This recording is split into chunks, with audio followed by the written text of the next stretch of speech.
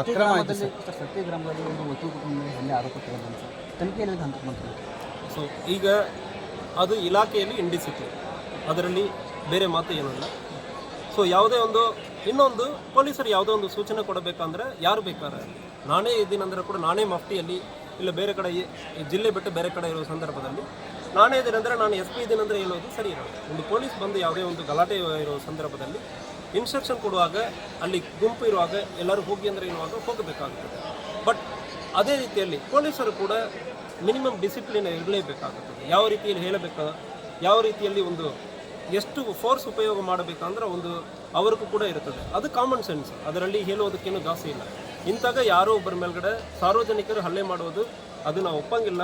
ಈಗ ಅವ್ರ ಮೇಲ್ಗಡೆ ಕ್ರಮ ಕೈಗೊಂಡಿದ್ದೀವಿ, ರಿಪೋರ್ಟ್ ಬಂತು, ಅವರು ತಪ್ಪು ಮಾಡಿರೋದು ಅದು ಎಕ್ಸೆಸಿವ್ ಯೂಸ್ ಆಫ್ ಫೋರ್ಸ್ ಅಂತಾಗ ಮಾಡಬಾರ್ದಾಯಿತು. ಅದು ಯಾರೇ ಇರಲಿ, ಸಾರ್ವಜನಿಕರಿರಲಿ, ಲಾಯರ್ ಇರಲಿ, ನೀವು ಯಾವುದೇ ಇಲ್ಲದ ಕೂಲಿ ಕೆಲಸ ಮಾಡುವವರು ಕೂಡ ಇರಲಿ, ಪೊಲೀಸರು ಅಂತಾಗ ನಡ್ಕೊಳ್ಳೋದಕ್ಕೆ ಅವಕಾಶ ಇಲ್ಲ. ಈಗ ಅವ್ರ ಮೇಲ್ಗಡೆ ಕ್ರಮ ಕೈಗೊಳ್ತಾ ಇದ್ದೀವಿ. ಈ ಕ್ರಮ ಕೈಗೊಳ್ಳುವುದು ಅವರು ಕರಿಯರ್ ಮುಗಿಯೋದು ಬರೆ ಅದು ಈ ಕ್ರಮ ಬ್ಲಾಕ್ ಮಾರ್ಕ್ ಇದ್ದೇ ಇರುತ್ತೆ. ಸರ್, ಈಗ ಅಕ್ರಮ ಆಯಿತು ಸರ್. ಈಗ